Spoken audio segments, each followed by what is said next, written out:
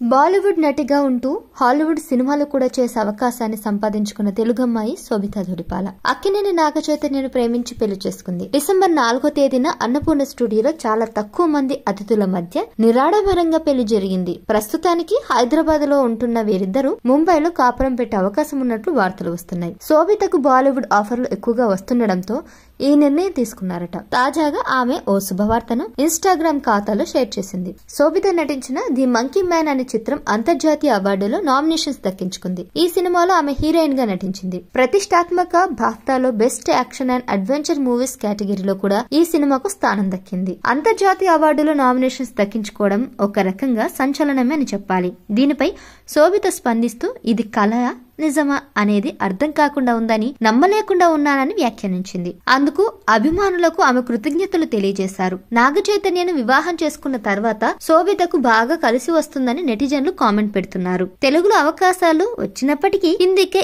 ఎక్కువగా ప్రాధాన్యతనిస్తుంది. వివాహమైన తర్వాత సినిమాలను మానేయాలనే ఆలోచనలో ఉన్నట్లు తెలుస్తుంది. అయితే అక్కినేని కుటుంబ సభ్యులు అంగీకరిస్తే నటించడానికి అవకాశం ఉంటుంది. అయితే నటనకు ప్రాధాన్యం ఉన్న పాత్రలను ఎంచుకొని సినిమాలు చేయాలనుకుంటుంది. అభిమానులకు మాత్రం ఒక విషయం ఇప్పటికీ మిస్టరీగానే మిగిలిపోయింది. నాగ చైతన్యకు శోభితకు ఎక్కడ పరిచయమైంది, వీరి ప్రేమ ఎలా మొగ్గతొడిగింది అనే విషయాలు మాత్రం ఎవ్వరికీ తెలియకుండా అలాగే మిగిలిపోయాయి.